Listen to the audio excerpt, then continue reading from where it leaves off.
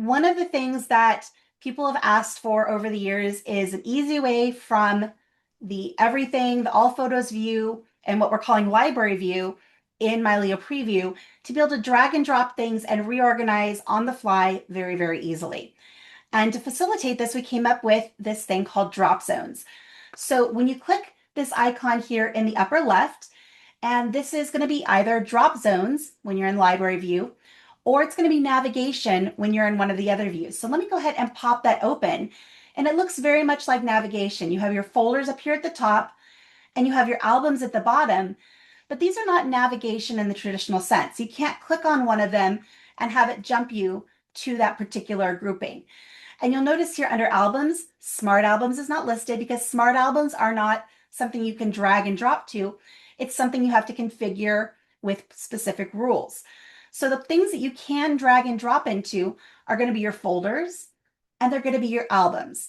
So from here, you can grab any images here in the grid, and I can say, I want to drag these into travel. So let me go down here and under birds, let's see, we can actually, let's just create a new album here. So I'm going to right click on this.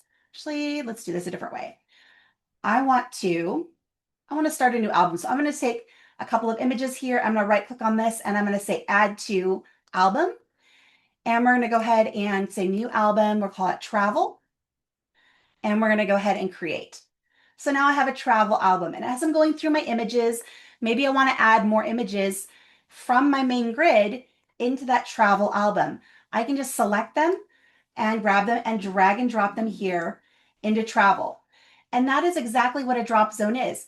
So again, fundamental thing with Mylio, your folders are where your images physically live. Albums are virtual organization.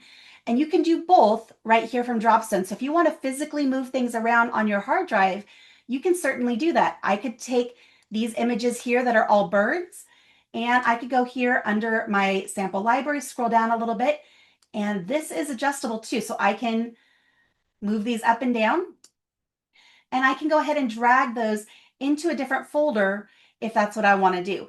And that physically moves them on my hard drive. So drop zones are for physically moving things around with folders and doing virtual organization with albums. And again, you can see more folders if you drag this down, more of albums if you drag this up. And up here at the top, if you go into this more menu, you can say, I want to only see folders, or I want to only see albums, or I want to see both. So that is completely up to you. That is what a drop zone is.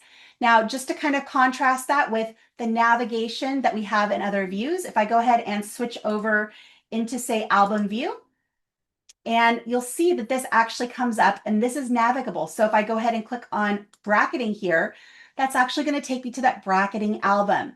Or if I go down here to my smart albums and I want to see everything that's a video, I can go ahead and see that as well. So this changes my view. This takes me to those different things.